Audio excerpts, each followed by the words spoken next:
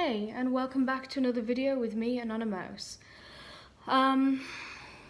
Yeah, I'm sure a lot of you keep up with the videos that are sort of on YouTube and various other places with people like Cedars and XJW Critical Thinkers and all the other ones. There's quite a few now, which is really cool. And just as a sort of a message to people, because I know a few ex-witnesses now who are saying things like, oh, I really wish that I could do a channel. I would encourage you to do it. If you can do it, you don't have to be on camera. Just do black screen or a mascot, or if you're really talented, even a cartoon, or whatever, and just talk. It could be about anything. For example, today I just want to talk a little bit about something that I kind of remembered actually, and I thought I haven't discussed this one before. And that is the Jehovah's Witnesses' constant contradiction of things that they say they believe.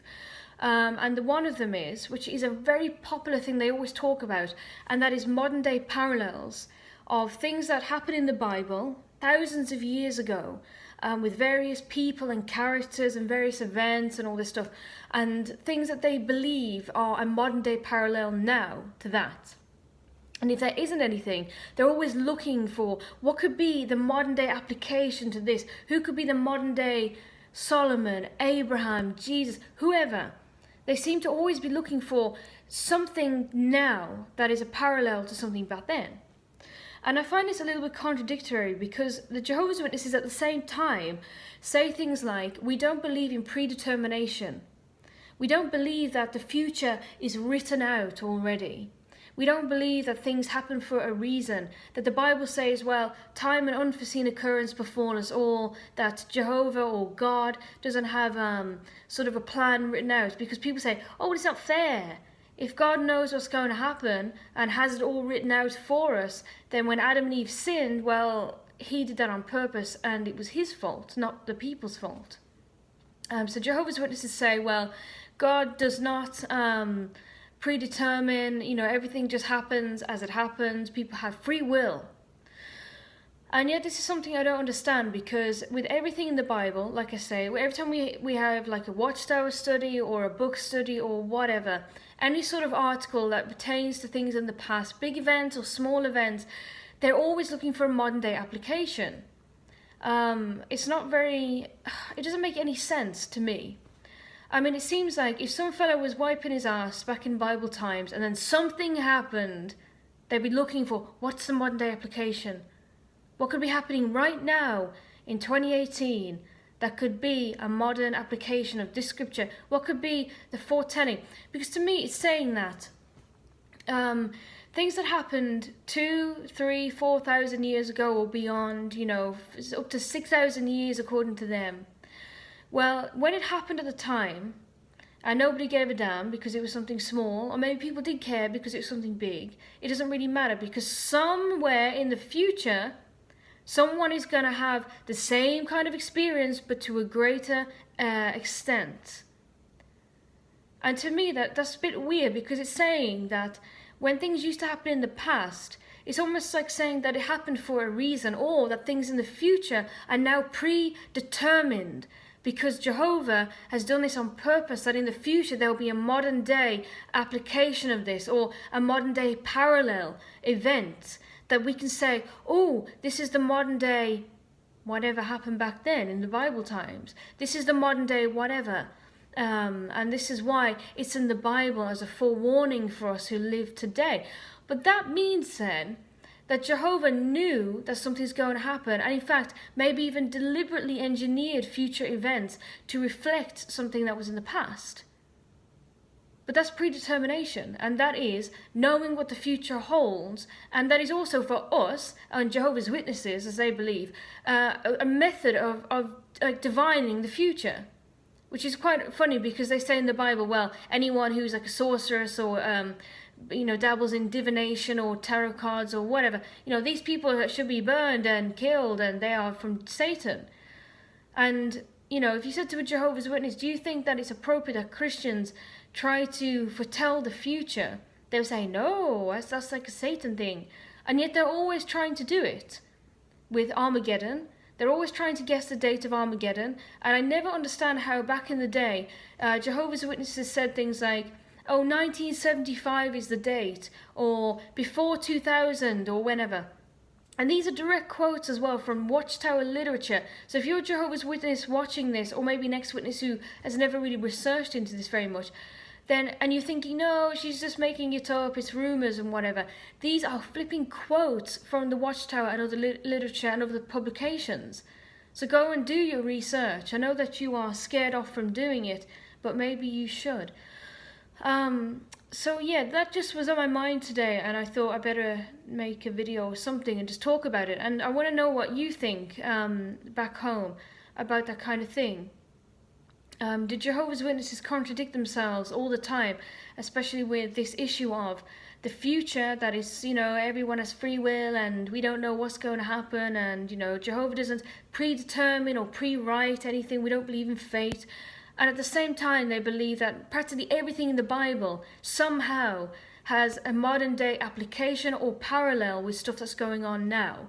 And that doesn't make any sense to me. I mean, they always say things like, oh, when the Jews fled Jerusalem or someplace, I can't remember very clearly now because it has been a while since I've researched, but they fled because the Romans were coming. And there was sort of a lull in that attack. And they were told, oh, now is the time to flee for the mountains. And some of them did, but some of them didn't, because they thought, well, if they're not attacking now, they're not going to attack at all. But they were wrong, and the Romans came back and conquered them. And those who stayed behind died, or were taken into slavery or whatever. So Jehovah's Witnesses say, oh, the modern day parallel is that us as true Christians, we need to flee, you know, and do all this stuff and prepare while we have the chance, because when the Great Tribulation comes, it'll be too late. And that's when the door, like of the ark, will close. So the parallel then is Noah's day. I mean, they say that all the time. Noah's day is the modern day, our time now is the modern day parallel of Noah's day. They say that just like then, men were marrying, women were, well, given in marriage, seeing as for some reason women can't marry as well. They just had to be sort of given passively. I never understood that. That was nonsense.